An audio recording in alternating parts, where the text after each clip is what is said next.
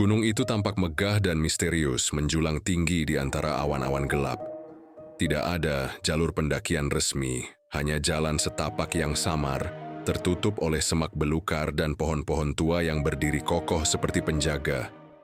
Namun, ada satu hal yang lebih menyeramkan daripada rimbunnya hutan atau terjalnya medan pendakian. Gunung ini menyimpan rahasia kelam. Konon di gunung ini ada ritual pesugihan yang dilakukan oleh orang-orang tertentu. Hanya mereka yang berani mengorbankan sesuatu yang paling berharga, yang bisa mendapatkan kekayaan instan. Tapi ada satu peraturan yang tidak boleh dilanggar. Jangan pernah mendaki sendirian.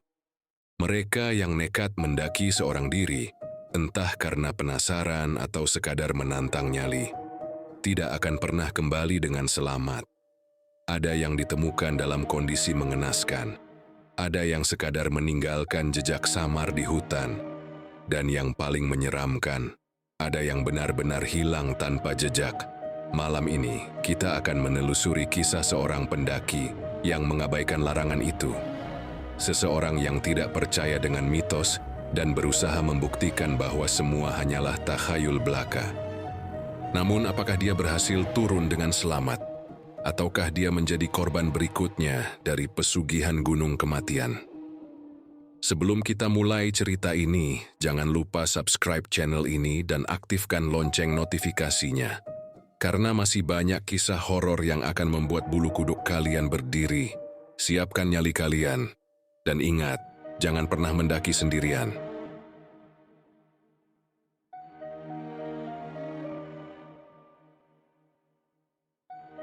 Udara pagi masih terasa dingin ketika Raka berdiri di kaki gunung kematian. Sepasang matanya menatap tajam ke arah jalur pendakian yang nyaris tersembunyi di balik pepohonan tua. Tak ada papan petunjuk, tak ada jalur resmi. Hanya jalan setapak kecil yang tertutup dedaunan kering, seakan jarang atau bahkan tidak pernah dilalui manusia. Namun, justru itulah yang membuat Raka tertarik. Ia sudah lama mendengar kisah tentang gunung ini, tentang pesugihan yang dilakukan di puncaknya, tentang para pendaki yang menghilang tanpa jejak, dan tentang larangan jangan pernah mendaki sendirian. Tapi bagi Raka, semua itu hanyalah mitos belaka. Orang-orang terlalu banyak percaya takhayul, gumamnya sambil menyesuaikan tali ranselnya. Ia telah mempersiapkan segala peralatan dengan matang. Kompas, peta, senter, makanan, dan tenda kecil sudah masuk dalam ranselnya. Raka bukan pendaki pemula. Ia sudah menaklukkan banyak gunung di Indonesia. Gunung kematian ini hanyalah tantangan baru baginya. Tanpa ragu, ia mulai melangkahkan kakinya masuk ke dalam hutan. Suara dedaunan kering yang terinjak di bawah kakinya berpadu dengan kicauan burung di kejauhan. Cahaya matahari masih bisa menembus celah-celah pepohonan, memberikan sedikit kehangatan di antara hawa dingin yang menggigit. Namun, semakin jauh ia melangkah, semakin berbeda suasananya. Semua terlalu sunyi, tak ada suara serangga, tak ada desiran angin yang biasanya menemani perjalanan di pegunungan. Seolah-olah gunung ini tidak menyambut kehadirannya. Raka menelan ludah, tapi ia tetap melanjutkan langkahnya. Beberapa meter di depan, ia melihat sesuatu yang membuatnya berhenti sejenak. Sebuah batu besar dengan ukiran aneh. Batu itu berwarna hitam legam, sedikit tertutup lumut dan akar pohon. Di permukaannya ada ukiran menyerupai wajah manusia, namun bentuknya tidak sempurna. Matanya kosong, bibirnya melengkung aneh, seolah sedang menyeringai dengan ekspresi yang tak bisa dijelaskan. Apaan ini? Raka berjongkok mengamati ukiran tersebut lebih dekat, namun saat ia hendak menyentuhnya, Raka tersentak. Suara seperti ranting yang terinjak terdengar dari belakangnya. Dengan cepat ia menoleh ke belakang. Tidak ada siapa-siapa, hanya hutan lebat yang berdiri diam, seakan mengawasinya. Jantungnya berdetak lebih cepat, tapi ia menenangkan dirinya sendiri. Mungkin cuma hewan kecil, gumamnya, lalu kembali berdiri. Namun saat ia melangkah lagi, suara itu kembali terdengar. Kali ini lebih dekat. Raka merasakan bulu kuduknya berdiri. Perlahan, ia menoleh ke belakang sekali lagi, dan di sana, di antara pepohonan, ada sosok yang berdiri diam, tinggi, kurus, dan wajahnya kosong. Seperti bayangan yang tak memiliki bentuk jelas, Raka terdiam. Namun saat ia berkedip, sosok itu sudah tidak ada. Jantungnya semakin berdegup kencang. Ia mulai merasakan ada sesuatu yang salah. Namun rasa penasaran masih mengalahkan rasa takutnya. Ia mengambil napas dalam, lalu kembali berjalan. Tapi ia tidak sadar bahwa setiap langkah yang ia ambil ada sesuatu yang mengikutinya dari belakang. Raka melanjutkan langkahnya dengan hati-hati. Udara semakin dingin dan kabut mulai turun, menyelimuti jalur setapak yang ia lalui. Di sekelilingnya pepohonan tampak semakin rapat, seolah hendak menelan cahaya yang tersisa. Sesekali ia menoleh ke belakang memastikan tidak ada yang mengikutinya. Namun perasaan ganjil itu masih ada, seperti ada sesuatu yang bersembunyi di antara bayangan pepohonan mengawasinya dari kejauhan. "Aku cuma kecapekan," gumamnya mencoba menenangkan diri. Namun ketika ia menurunkan pandangannya ke tanah, sesuatu membuatnya berhenti seketika. Jejak kaki, bukan jejaknya, tapi jejak orang lain. Yang lebih mengerikan, jejak itu terlihat basah dan baru. Seolah seseorang baru saja berjalan di depannya beberapa saat yang lalu. Tapi siapa? Gunung ini tidak memiliki jalur resmi, dan tidak ada tanda-tanda pendaki lain. Raka menelan ludah. Ia ingin mengabaikannya dan tetap melanjutkan perjalanan. Tapi sesuatu membuatnya penasaran. Ia mengikuti jejak itu perlahan, memperhatikan bagaimana jejak tersebut terlihat tidak biasa. Langkahnya terlalu panjang, tidak beraturan, dan berakhir begitu saja. Raka menyipitkan mata. Jejak kaki itu menghilang di tanah lapang, seolah pemiliknya lenyap begitu saja. Seketika hawa dingin semakin menusuk. Raka merapatkan jaketnya, tetapi tubuhnya tetap merinding. Ada sesuatu yang salah dengan tempat ini. Ia memutuskan untuk tidak berlama-lama di situ. Langkahnya semakin cepat mencoba menjauh dari jejak aneh itu. Namun, baru beberapa meter berjalan, suara langkah di belakangnya kembali terdengar. Kali ini suara itu tidak berhenti. Semakin lama, semakin dekat, Raka menahan napas. Perlahan ia menoleh ke belakang, kosong. Tidak ada siapa-siapa, hanya pepohonan yang diam membisu di tengah kabut. Ia menghela napas lega. Tap, sebuah tangan menyentuh bahunya. Raka membeku. Punggungnya terasa dingin bukan hanya karena udara pegunungan yang menusuk, tetapi juga karena sensasi mengerikan yang menjalar dari bahunya. Seseorang atau sesuatu baru saja menyentuhnya. Dengan napas tercekat, ia perlahan menoleh ke belakang. Tidak ada siapa-siapa, hanya kabut tebal yang berputar di antara pepohonan. Tidak ada tangan, tidak ada bayangan, tidak ada sosok yang seharusnya ada di sana. Tapi ia sangat yakin merasakan sesuatu menyentuh bahunya. Dadanya naik turun, napasnya mulai tidak beraturan. Untuk pertama kalinya, ia benar-benar merasa tidak sendirian. "Tenang, Raka. Mungkin cuma halusinasi," bisiknya pada diri sendiri. Namun, sebelum ia sempat menenangkan pikirannya, suara langkah kaki terdengar dari dalam kabut, bergerak mengelilinginya. Bukan hanya satu pasang kaki, tetapi banyak. Raka memicingkan mata, berusaha melihat siapa yang ada di sana. Namun kabut terlalu tebal, dan yang ia lihat hanyalah siluet-siluet samar yang bergerak perlahan di antara pepohonan. Siluet itu tinggi, kurus, dan tidak memiliki wajah. Jantungnya berdetak lebih cepat. Ini bukan pendaki lain, bukan manusia. Raka mulai melangkah mundur. Namun, saat ia bergerak, tap, tap, tap, langkah-langkah itu ikut bergerak, mengikuti ritmenya. Ia berhenti. Langkah itu juga berhenti. Ia maju satu langkah. Langkah itu juga maju. Ia menahan napas. Ini bukan kebetulan, sesuatu sedang mengikutinya. "Siapa di sana?" serunya, mencoba memberanikan diri. Tidak ada jawaban. Hanya suara angin yang berdesir pelan. Raka merogoh senter di sakunya, lalu menyorotkan cahayanya ke arah kabut. Seketika bayangan-bayangan itu menghilang, tapi saat ia menurunkan senternya, mereka kembali lebih dekat, lebih banyak. Dan kali ini mereka mulai berlari ke arahnya. Raka berlari sekuat tenaga, jantungnya berdetak liar. Kakinya menabrak akar-akar pohon yang mencuat dari tanah. Tetapi ia tidak peduli. Satu-satunya hal yang ada dalam pikirannya adalah keluar dari sini sebelum sesuatu menangkapnya. Di belakangnya, suara langkah kaki semakin mendekat. Tap, tap, tap. Langkah-langkah itu cepat, ritmis dan tidak terdengar seperti manusia. Raka menoleh sekilas dan langsung menyesalinya. Siluet-siluet tinggi tanpa wajah itu semakin banyak. Puluhan, mungkin ratusan.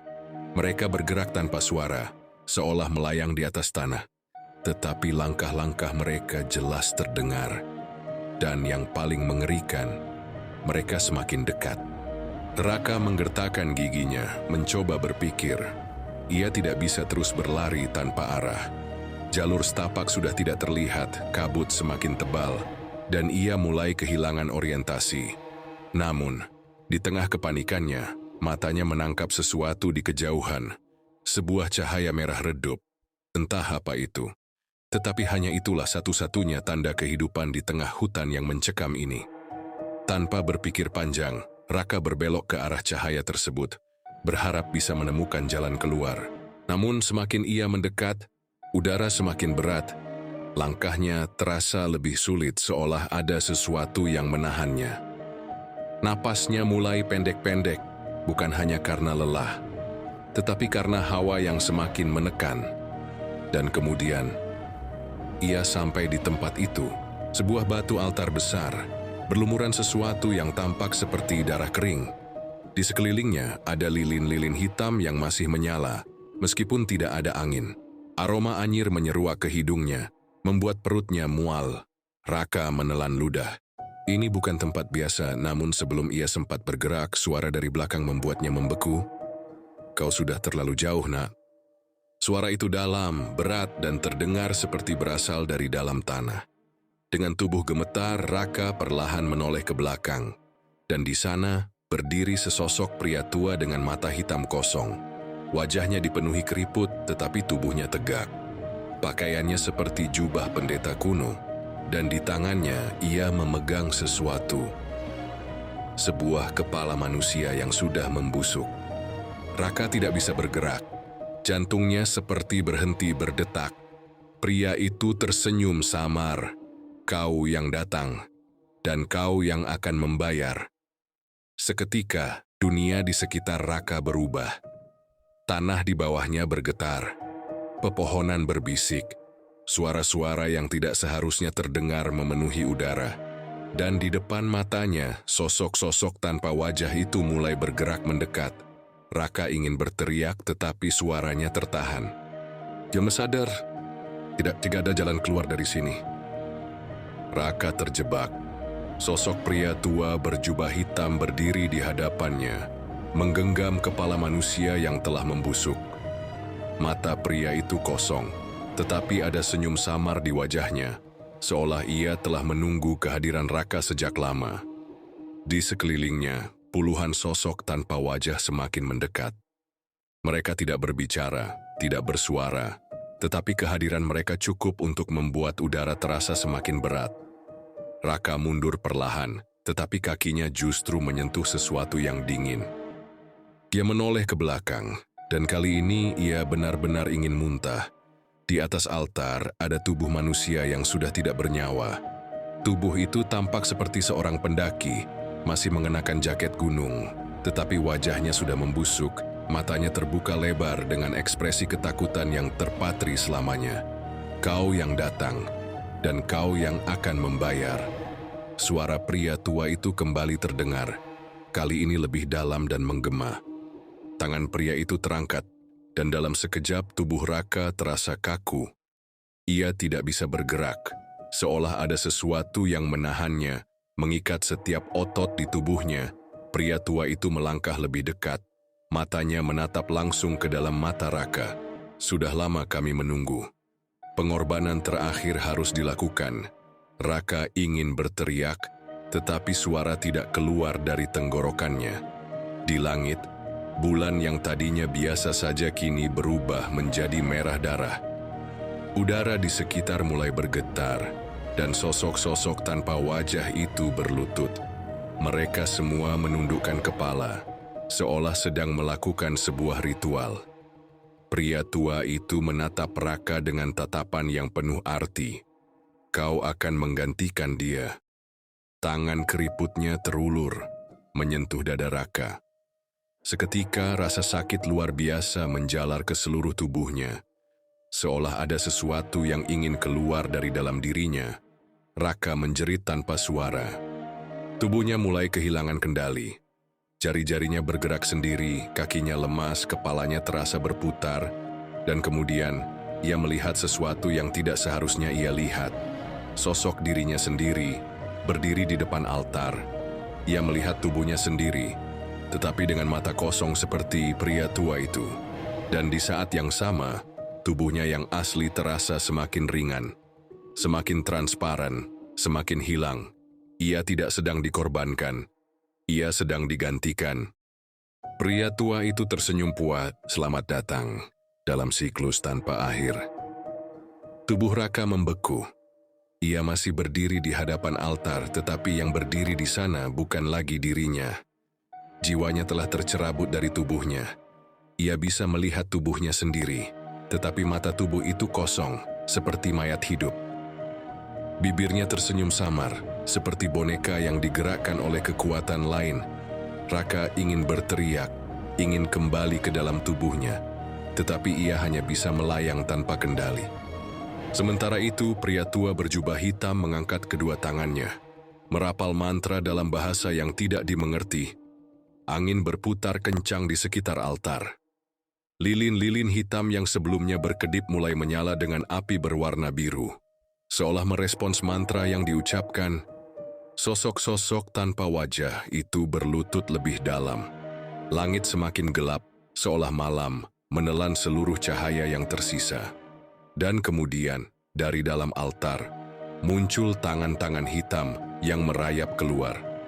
Tangan-tangan itu berasal dari kegelapan.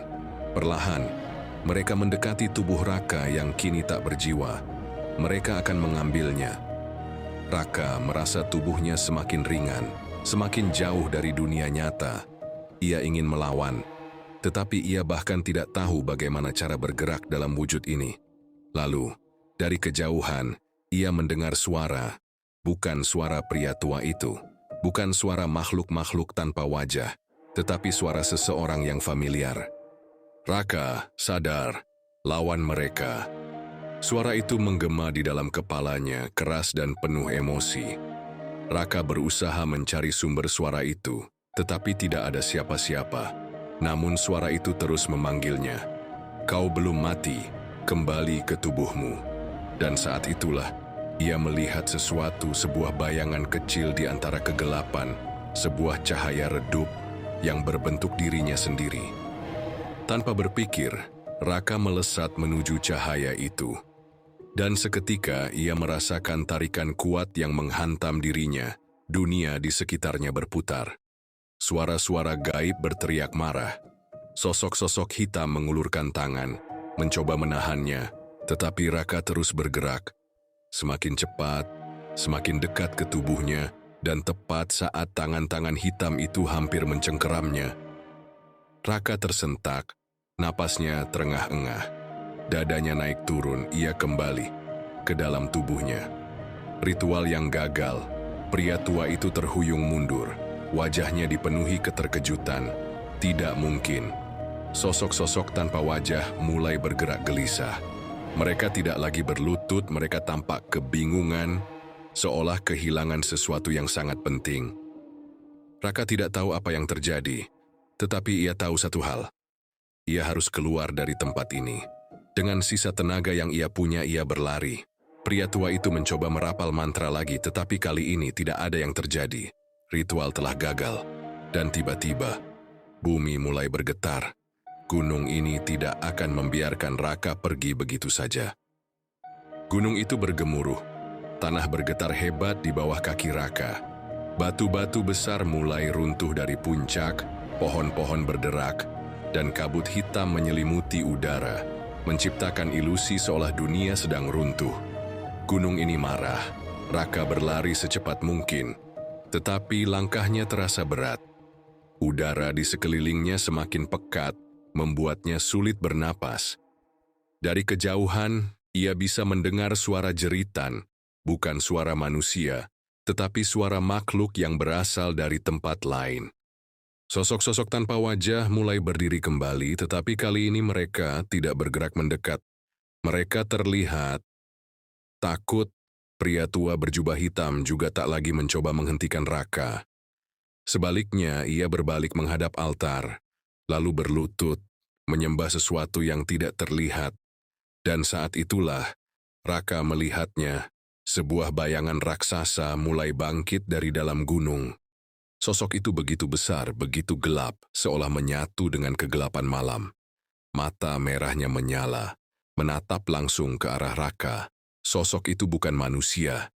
Ia adalah penguasa gunung ini. Raka tahu ia harus lari, tetapi kemana? Jalan setapak yang tadi ia lalui kini telah lenyap. Jurang-jurang terbuka di mana-mana. Gunung ini seperti sedang berubah bentuk. Lalu ia mendengar suara itu lagi. Raka, ke timur. Suara yang sama. Suara yang membantunya kembali ke tubuhnya. Tanpa berpikir panjang, Raka mengikuti arah yang ditunjukkan suara itu. Ia menerobos semak-semak, melompati akar-akar besar, dan akhirnya ia melihat sesuatu di kejauhan. Sebuah jalan. Jalan setapak itu tampak asing, tetapi Raka tidak peduli. Ia harus keluar dari sini. Tetapi saat ia hampir mencapai jalan itu, bayangan raksasa tadi bergerak. Tangan besarnya mengayun, menebas pepohonan seperti ranting kecil. Tanah bergetar hebat. Raka terdorong ke belakang, tetapi ia segera bangkit lagi. Ia harus berlari lebih cepat. Di ujung jalan, Raka melihat sesuatu yang aneh. Udara di depan jalannya terlihat bergetar, seperti ada sesuatu yang tak kasat mata. Sebuah gerbang yang tak bisa dilihat oleh mata biasa. Tiba-tiba, suara itu terdengar lagi. Kali ini lebih mendesak. Masuk, sekarang. Raka tidak berpikir dua kali. Ia melompat dan seketika, semuanya menjadi gelap. Saat Raka membuka mata, ia terbaring di tanah berumput. Langit di atasnya cerah. Matahari bersinar terang. Ia menoleh ke belakang dan terkejut. Gunung tempatnya berada tadi tidak lagi terlihat. Seolah gunung itu tidak pernah ada. Napasnya masih tersengal. Tubuhnya terasa sakit, tetapi ia selamat. Atau, benarkah ia selamat? Saat ia berdiri dan melihat tangannya sendiri, bulu kuduknya meremang. Ada bekas luka hitam di pergelangan tangannya, luka yang terasa panas dan masih bergerak. Gunung itu mungkin telah melepaskannya, tetapi sesuatu telah ikut bersamanya. Raka berdiri mematung, bekas luka hitam di pergelangan tangannya berdenyut, seperti sesuatu yang hidup. Ia mencoba mengusapnya, tetapi rasa panas menjalar hingga ke dalam tulang. Sesaat, ia merasa tubuhnya bukan lagi miliknya. Angin berembus lembut di sekitarnya, tetapi udara terasa aneh. Seperti ada sesuatu yang mengawasinya. Gunung kematian memang tidak lagi terlihat. Jalan setapak tempatnya berdiri pun terasa asing. Seharusnya ia sudah benar-benar keluar. Tapi, mengapa ia masih merasa terperangkap? Langkah Raka gontai saat ia mulai berjalan, berusaha mencari jalan pulang. Pikirannya masih dipenuhi bayangan makhluk raksasa tadi, pria berjubah hitam, serta sosok-sosok tanpa wajah yang berlutut di altar. Semua terasa seperti mimpi buruk, tapi bekas luka ini membuktikan sebaliknya. Saat berjalan, Raka mulai memperhatikan sesuatu yang janggal. Pohon-pohon di sekitarnya terlihat lebih besar dari biasanya. Udara terasa berat, seolah gravitasi bertambah. Bahkan, warna langit tidak seperti biasanya. Matahari di atas kepalanya tidak bersinar keemasan, melainkan memiliki cahaya kemerahan. Seperti mata makhluk yang mengawasinya tadi malam. Raka mulai panik. Ia mempercepat langkahnya, berharap menemukan perkampungan, jalan raya, atau bahkan sekadar tanda-tanda kehidupan manusia. Tetapi yang ia temukan justru sebaliknya. Sebuah gubuk tua berdiri di tengah hutan. Raka ragu. Ia ingin pergi, tetapi entah kenapa kakinya melangkah ke arah gubuk itu. Pintu gubuk setengah terbuka. Dari dalam terdengar suara lirih seperti seseorang yang sedang berbisik. Pelan, Raka mendekat dan mengintip ke dalam. Matanya membelalak. Di dalam gubuk itu duduk seorang pria tua berjubah hitam. Orang yang sama yang memimpin ritual di Gunung Kematian.